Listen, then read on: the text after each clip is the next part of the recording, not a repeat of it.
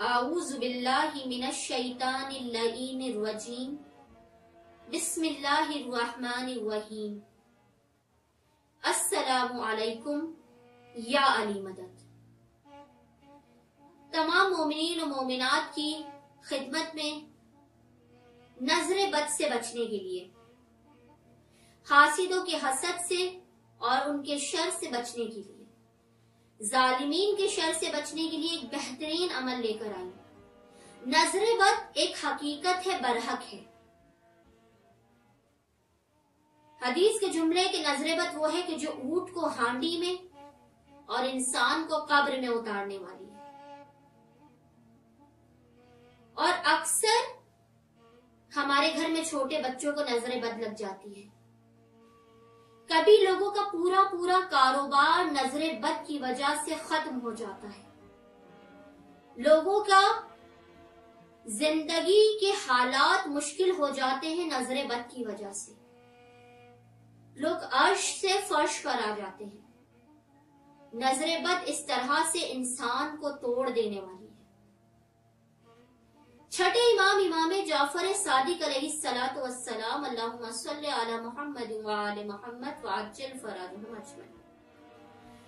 چھٹے امام جعفر صادق علیہ السلام فرماتے ہیں کہ نظر بد برحق ہے۔ اس سے بچنے کے لیے اپنے گھر کے صدر دروازے پر، جس دروازے سے آپ باہر آتے جاتے ہیں، اس پر آپ نیلے رنگ کے اندر بسم اللہ لکھ کر ٹانگ دیں۔ اب چاہے آپ کسی نیلے کاغذ پر بسم اللہ لکھ کے ٹانگیں، کسی نیلے پتھر پر بسم اللہ لکھ کر اپنے گھر کے صدر دروازے پر ٹانگیں، لیکن نیلے رنگ کے اوپر بسم اللہ الرحمن الرحیم لکھ کر اپنے گھر کے صدر دروازے پر ٹانگنے سے ایک تو آپ کو نظر بد نہیں لگے گی، گھر میں برکتوں رحمتوں کا نزول ہوگا، حاسدوں کے حسد اور ظالموں کے شر سے آپ کو نجات ملے گی، اور گھر میں برکتوں کا نزول ہوگا، کیونکہ محمد و آل محمد وہ ہیں کہ جو مثل قرآن ہیں۔ نہ قرآن ان سے جدا ہے، نہ یہ قرآن سے جدا ہیں۔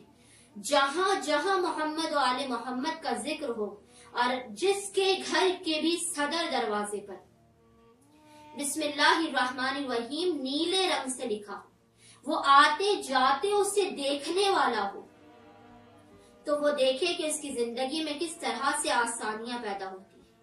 کسی بھی قسم کی نظر بد سے نجات کے لیے یہ بہترین ترین عمل ہے کہ آپ اپنے گھر کے دروازوں پر نیلے رنگ سے بسم اللہ الرحمن الرحیم لکھ کر ٹانگیے، اور دیکھیے کہ آپ کس طرح سے نظر بد سے نجات حاصل کرتے ہیں۔